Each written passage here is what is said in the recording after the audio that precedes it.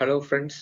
Retail இன்வெஸ்டருக்கு மத்தியில் ஃபேமஸாக இருக்க ஸ்டாக் ஐடிசி. அந்த ஸ்டாக்ல ஒரு பிரச்சனை என்னன்னா, ஆல்ரெடி அது 28% GST plus excise duty, compensational cess, calamity duty இந்த மாதிரிலாம் போட்டு இன்டைரக்ட் டேக்ஸ் மட்டுமே ஒரு டொபாக்கோ ப்ராடக்ட்ல 53% இருக்கு கரண்டா.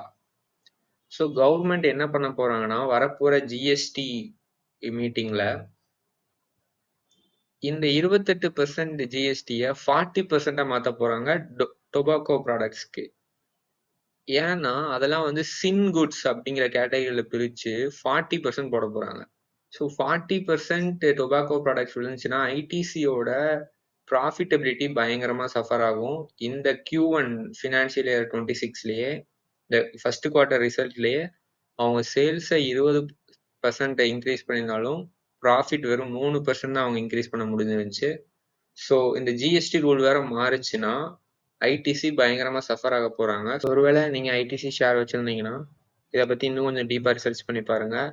ITC already EBITDA margin improve பண்ணுறது கஷ்டப்படுறாங்க. ஸோ இந்த மாதிரி ஜிஎஸ்டி ரூல்ஸும் மாறுச்சுன்னா அவங்க பயங்கரமாக சஃபர் ஆவாங்க.